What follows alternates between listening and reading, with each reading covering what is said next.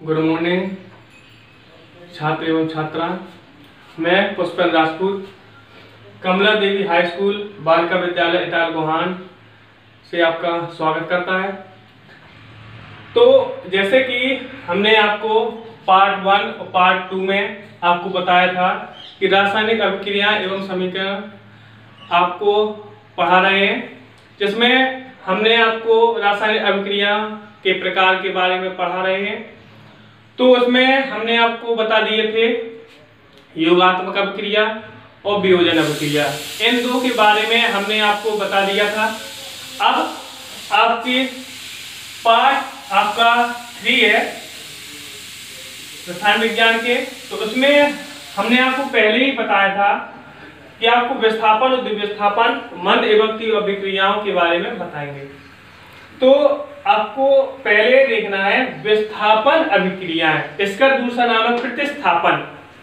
ठीक है, तो विस्थापन अभिक्रिया हमने आपको बताया था परिभाषा हेडिंग से निकलती है, हेडिंग से निकलती है सभी परिभाषाएं। विस्थापन वी मतलब बदलना, स्थापन मतलब स्थान, तो ऐसी अभिक्रिया जिसमें स्थान बदलता है विस्थापन अभिक्रिया कहलाती है। जैसे आपने परिभाषा दी है, ऐसी अभिक्रियाएं जिसमें एक पदार्थ दूसरे पदार्थ को उसके स्थान से हटा देता है विस्थापन अभिक्रियाएं कहलाती हैं। फिर से समझ लो कि ऐसी अभिक्रियाएं जिसमें एक पदार्थ दूसरे पदार्थ को उसके स्थान से हटा देता है विस्थापन अभिक्रियाएं कहलाती हैं। जिसमें आपका उदाहरण है Fe मतलब आपका लोहा का संकेत है ये। तो इसकी क्रिया हम कॉपर सल्फेट के विलयन से कराते हैं। ठीक है, तो लोहा की क्रिया जब कॉपर सल्फेट के विलयन से कराते हैं तो क्या है परिभाषा में एक पदार्थ, तो एक पदार्थ क्या आपका Fe, और कॉपर को आपको क्या कर दिया उसके स्थान से हटा दिया। देखो इसमें आपको क्या है Fe पहले क्या था CuSO4 था, तो इसने इसको स्थान से हटा दिया और Cu क्या हो गया अलग प्राप्त हो गया, अवक्षेप प्राप्त हो गया, और Fe ने Cu का स्थान ग्रहण कर लिया, जिससे हमारा प्राप्त हुआ फेरस सल्फेट। ठीक है, तो हमारा ये क्या होगा एक पदार्थ ने दूसरे पदार्थ को उसके स्थान से हटा दिया, तो उसे कहते हैं विस्थापन अभिक्रियाएं। बहुत सिंपल है। तो हमको क्या है बिल्कुल परिभाषा आपको हेडिंग से निकलती है, और आपको ध्यान से समझना है कि एक पदार्थ दूसरे पदार्थ को उसके स्थान से हटा देता है। ये एक पदार्थ है, ये दूसरा पदार्थ है, तो उसको स्थान से हटा दिया, तो अब वो आपका होता है आपका विस्थापन अभिक्रिया। जबकि सिंपल परिभाषा है ना, कहीं कहीं आपकी ऐसी परिभाषा दी रहती है कि ऐसी अभिक्रिया जिसमें एक तत्व दूसरे यौगिक के किसी तत्व को हटाकर उसका स्थान ग्रहण कर लेता है, वो आपकी विस्थापन अभिक्रिया कहलाती है। आपकी उदाहरण से आपकी परिभाषाएं आपको ज्यादा समझ में आती है। ठीक है, अब इसी प्रकार आपका यहाँ पर देखो कि ये है आपका दूसरा उदाहरण दिया लेड, पीवी संकेत दिया गया है। तो पीवी में आपको ध्यान रखना कि एक पदार्थ ये दूसरे पदार्थ को उसके स्थान से हटा देता है। तो अब देखो पीवी ने इसको हटा दिया और स्वयं स्थान ग्रहण कर लिया, Cl2 वैसा ही है, और आपका Cu आपका अलग प्राप्त हुआ, जी नीचे चल रहा है, तो समझ जाओ क्या आपका अवक्षेप है। ठीक है, तो आपको ध्यान रखना है ऐसी अभिक्रिया जिसमें एक पदार्थ दूसरे पदार्थ को उसके स्थान से हटा देता है। तो आपको इसमें आपके दोनों उदाहरणों में क्या कर रहा है एक पदार्थ दूसरे पदार्थ को उसके स्थान से हटा रहा है, तो आपको क्या है विस्थापन अभिक्रिया है। और किसके नाम भी सभी के दिए गए हैं, इसको बोलते हैं लेड क्लोराइड, ये है कॉपर क्लोराइड, ये फेरस सल्फेट, और ये है कॉपर सल्फेट। और ये कॉपर और ये आपके दोनों में कॉपर आपको क्या हो रहा है अवक्षेप प्राप्त हो, नीचे चिन्ह है तो आपको अवक्षेप का चिन्ह होता है। ठीक है, तो आपका ये विस्थापन अभिक्रिया पूरी हो गई। ठीक, अब इसके बाद हमने आपको कहा था द्विविस्थापन अभिक्रिया बताएंगे। द्विविस्थापन मतलब दो, वी मतलब आपका बदलना और स्थान, तो दो स्थान बदलना आपका क्या कहलाता है द्विविस्थापन अभिक्रिया कहलाता है। इसका दूसरा नाम है उभय अपघटन अभिक्रिया। तो आपको ध्यान रखना है इसकी परिभाषा क्या है। ऐसी अभिक्रियाएं देखो आपका हर बार यही आ रहा है ऐसी अभिक्रिया, ऐसे इसमें भी है ऐसी अभिक्रिया जिसमें अभिकारकों के मध्य आयनों की अदला बदली होती है द्विविस्थापन अभिक्रिया कहलाती है। मतलब आयनों की अदला बदली होती है। सिंपल परिभाषा है कि ऐसी अभिक्रियाएं जिसमें अभिकारकों के मध्य आयनों की अदला बदली होती है द्विविस्थापन अभिक्रियाएं कहलाती हैं। जिसमें आपको उदाहरण देखो, आपका दिया है सिल्वर नाइट्रेट की क्रिया हम करा रहे हैं सोडियम क्लोराइड से।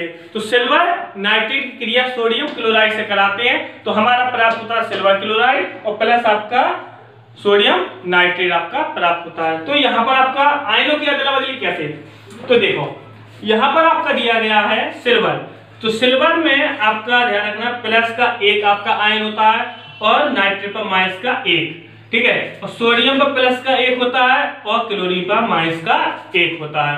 तो आपको क्या होगा कि इस Ag ने इस Cl के साथ आयनों की अदला बदली कर ली, तो आपका बचा क्या Na, तो Na ने इसके साथ कर ली।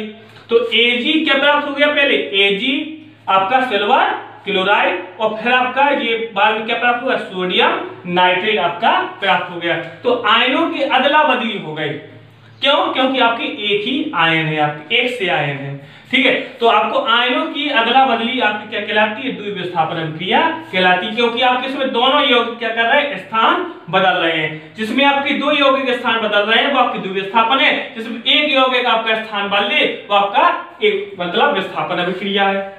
तो आपके इसमें आयनों की अभिकारकों के मध्य, अभिकारक आप जानते हो जो बाएं तरफ होता है वो आपका अभिकारक होता है और जो दाएं तरफ उत्पन्न होता है वो आपका उत्पाद कहलाता है। तो आयनों की अदला बदली क्या कहलाती है, द्विविस्थापन अभिक्रिया कहलाती है। अब इसी प्रकार इसमें देखो सोडियम सल्फेट, सोडियम पर आपका होता है प्लस का एक और सल्फेट पर होता है माइनस के दो।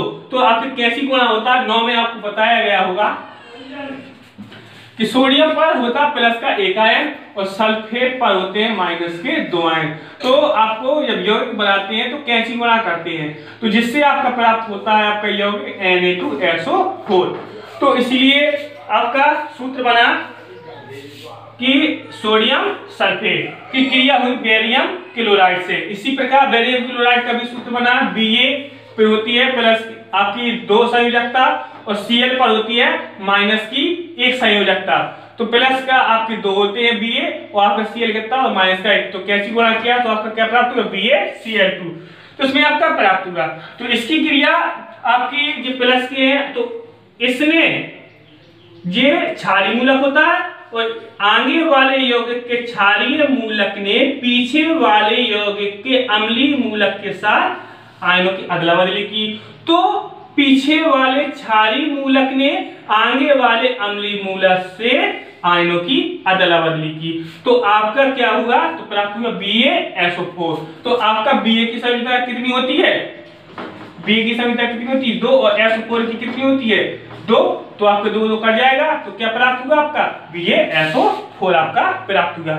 इसी प्रकार NaCl, तो सोडियम क्लोराइड, सोडियम पर कितनी संयोजकता होती है प्लस की 1 और Cl पर भी माइनस की 1। कैसी गुणा किया तो NaCl आपका यौगिक प्राप्त हुआ। तो आपका समीकरण ये तो संतुलित है, इसमें करना है तो Na आपकी कितनी है 2 और Cl भी कितनी है 2।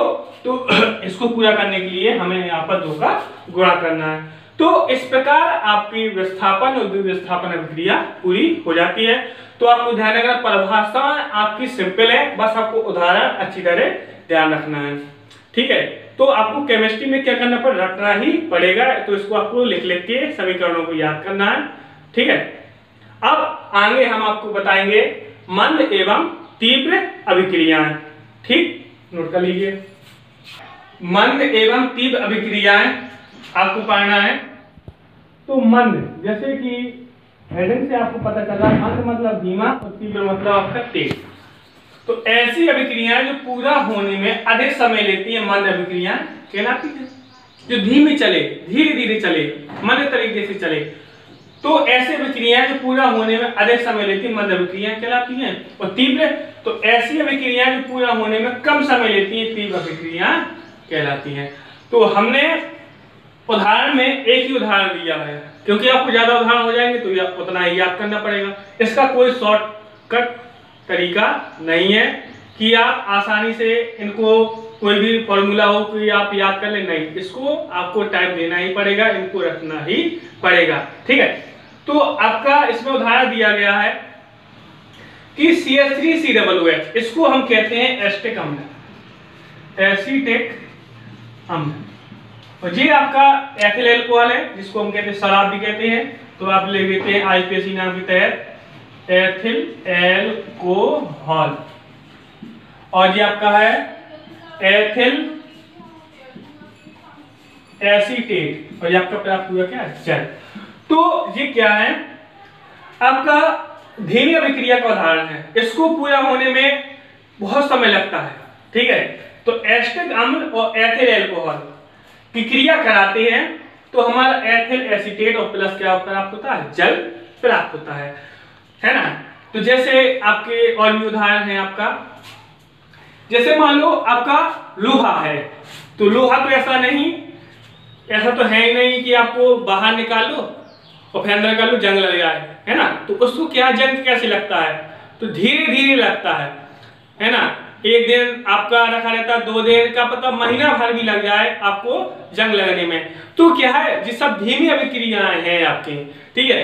तो इसी प्रकार आपका शराब भी बनती है, तो वो क्या है, आपका किण्वन करा के शराब बनाई जाती है, तो वो भी क्या है, आपका धीरे धीरे अभिक्रिया काम करती है। तो जो धीरे धीरे अभिक्रिया काम करती है, कई ऐसी अभिक्रिया होती है जिनको कई साल भी लग जाते हैं, तो उनको रखा गया है मंद अभिक्रिया में।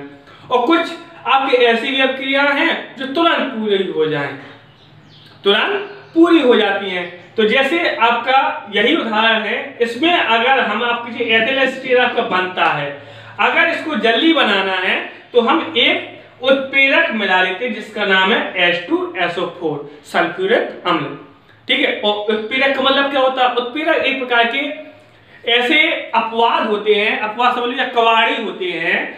जैसे आपने देखा हो क्लास में कुछ ऐसे छात्र भी होते हैं जो शैतानी कर देते हैं और टीचर को पता भी नहीं चलता कि ये छात्र और दूसरे का नाम लग जाता है। तो ऐसे ये है कि ऐसे है कि क्रिया में भाग तो नहीं लेते, लेकिन आपको क्रिया की जो तीव्रता है वो बढ़ा देते हैं। पहले धीमी चल रही थी और फिर क्या किया, उत्प्रेरक में लग गया तो तेज हो गई, तुरंत हो गई पूरी।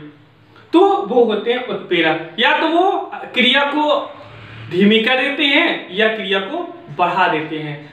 तो ये उत्प्रेरक की परिभाषा भी आ जाती है। उत्प्रेरक ऐसे पदार्थ हैं जो क्रिया की गति को घटा या बढ़ा देते हैं, या प्रभावित, या क्रिया की गति को प्रभावित कर देते हैं, या तो घटा दे या बढ़ा दे, वो आपके क्या कहलाते हैं, उत्प्रेरक कहलाते हैं। तो आपका ये उदाहरण है, ठीक है। तो मंद अभिक्रिया का उदाहरण, अगर इसमें हम उत्प्रेरक और जोड़ दें तो आपका ये काय का उदाहरण हो जाता, आपका तीव्र अभिक्रिया का उदाहरण हो जाता। एक ही उदाहरण हमने आपको बताया, देखना कितना सिंपल है। CH3COOH है, ठीक है। ये आपका एक प्रकार का पूरा आपका अम्लीय क्षारीय मूलक होता है। तो इसमें आपका क्षारीय मूलक है, आएंगे तो क्षारीय मूलक है, और ये आपका अम्लीय मूलक। तो ये पूरा आपका किसके साथ मिला, आपको ध्यान रखना है, आपका इसके साथ ये है, ठीक है। तो आपका क्या हो गया, CH3C2H5 आपका OH, ठीक है। और जो आपका जो H है ये किसके साथ मिला, OH के साथ, तो आपका क्या प्राप्त हो गया, H2O आपका प्राप्त हो गया। तो इसी प्रकार आपका ऐसे बिल्कुल वैसे ही है, आपका बिल्कुल भी बदलाव नहीं है, ठीक है। तो बस आपका अंतर क्या, उत्प्रेरक आपको मिला देना। तो ये आपके हो गए मंद एवं तीव्र अभिक्रियाएं। तो क्या एक बार और समझ लो, ऐसी अभिक्रिया जो पूरा होने में अधिक समय लेती हैं तो आपका मंद अभिक्रिया है, और ऐसी अभिक्रियाएं जो पूरा होने में कम समय लेती हैं वो तीव्र अभिक्रियाएं होती हैं। ये आपको उदाहरण हो गया। तो एसिटिक अभिक्रिया का एथिल एल्कोहल से कराते हैं तो एथिल एसीटेट और प्लस जल प्राप्त होता है। ये मंद अभिक्रिया का उदाहरण है, ठीक है। तो अब हम अगली कक्षा में बताएंगे ऊष्माक्षेपी तथा ऊष्माशोषी अभिक्रियाएं, और आपको बताया जाएगा उदासीनीकरण अभिक्रिया, ऑक्सीकरण तथा अपचयन अभिक्रिया। धन्यवाद।